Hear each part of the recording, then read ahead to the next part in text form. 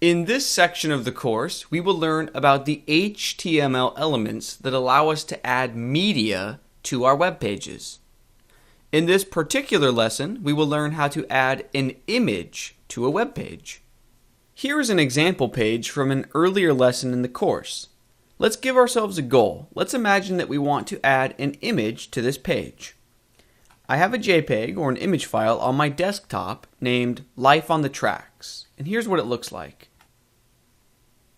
The first thing that I am going to do is move this file, the JPEG of the image, into the same folder as where our HTML file lives. So we can see that my index.html is in the same directory as the JPEG. Now that we have selected an image to add to our page and we've made sure that it's in the correct directory, let's hop over to our text editor. Let's imagine that we want to include the image after this paragraph. So we'll create a new element. The code for image is img.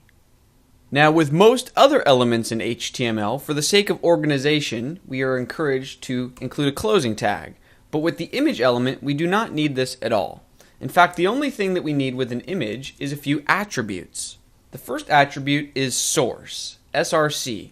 This attribute lets the web browser know where to look to find the image file. Now because we included the image in the same directory as our HTML file, it's as simple as typing in the name of the JPEG. lifeonthetracks.jpg. Now if we save and refresh our page in the web browser, we can see that our image has been added to the page. However, our task is not complete. We still need to add another attribute named alt. This stands for alternative text. We want to include a text description of the image, so if someone can't visually see the page and they're using screen reading software, it can read to them a description of the image. So we can say, squirrel on train tracks. Now if we save and refresh in our browser, we won't see any difference. But if for some reason the image fails to load, certain web browsers will display the alt text, or like I mentioned before, if someone's using a screen reading piece of software, it will correctly read that description.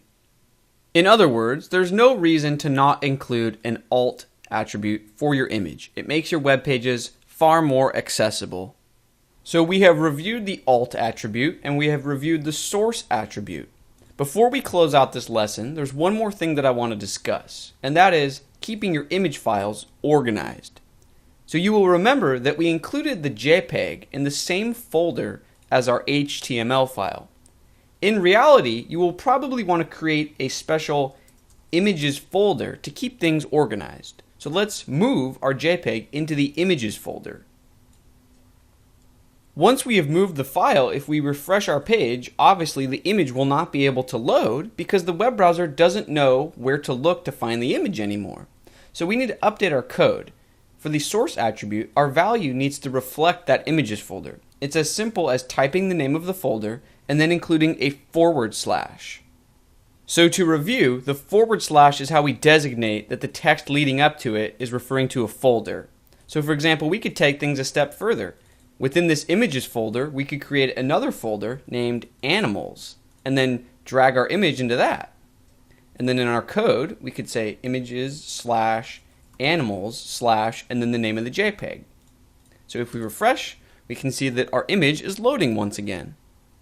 So we now know how to drill a folder deeper relative from the HTML file. We simply include a /. But what if we wanted to go in the opposite direction? So you'll see on my desktop, we've been working inside this Learn HTML folder, and that's where our index.html file lives. But what if instead of drilling into a folder relative from this file, what if we wanted to go up a folder? So here's an image of a cat, cat.jpg, and you can see that it lives one folder up from our HTML file. Well, to go in that direction, let's create another image as an example, and you can see that in the source attribute, we type .. and this will go up a folder. And then we can simply type cat.jpg and include a bit of descriptive text for the image, cat. So if we refresh, we can see that our web page is now going up a folder relative from this file and then grabbing the cat.jpg file.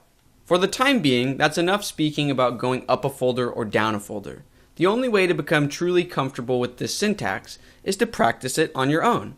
So I encourage you to set up a sample web page, grab a few JPEGs from somewhere on your computer, and go ahead and experiment by organizing them into folders, and then practicing this syntax. In our next lesson, we will learn how to add an audio file to a page.